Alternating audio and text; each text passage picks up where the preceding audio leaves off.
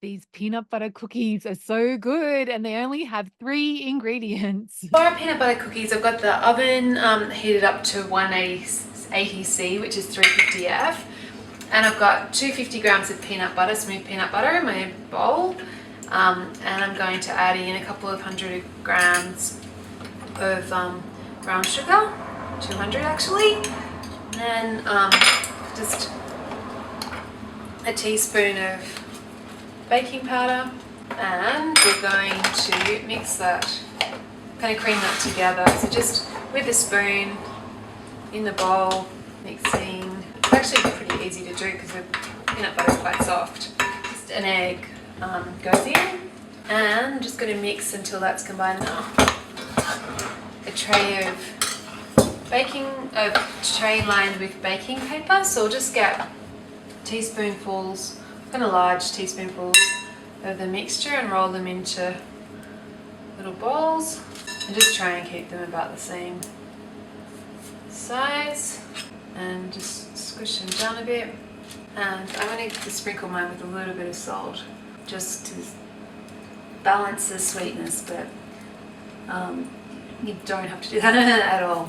Okay, so I'll put them in the oven for about 10 minutes. Okay, so cookies have been in the oven for 10 minutes. You can see they're lovely and cracked and looking quite golden. So we'll get them out and just cool them on the tray.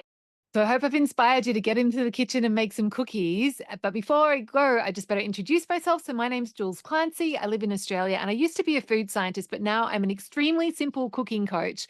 And I help food lovers simplify and enjoy cooking by creating these 3 ingredient recipes that make cooking feel so easy. It's as if healthy meals and cookies appear on the table as if by magic.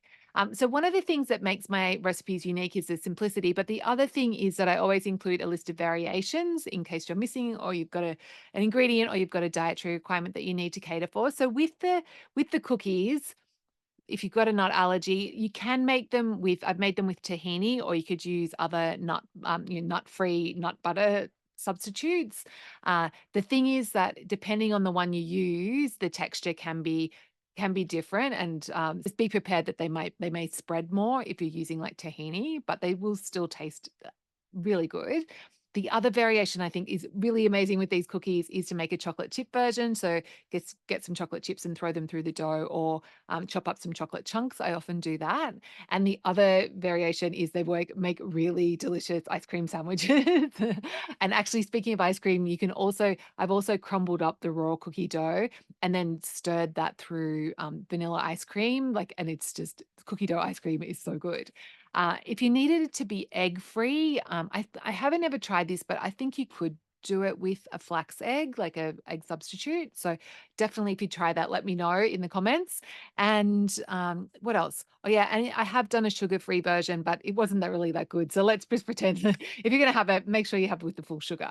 But you can, if you don't have brown sugar, you could definitely use white sugar with this. So have fun in the kitchen and make sure you subscribe to my channel so that you can get more really radically simple recipes like this one. Okay, talk soon.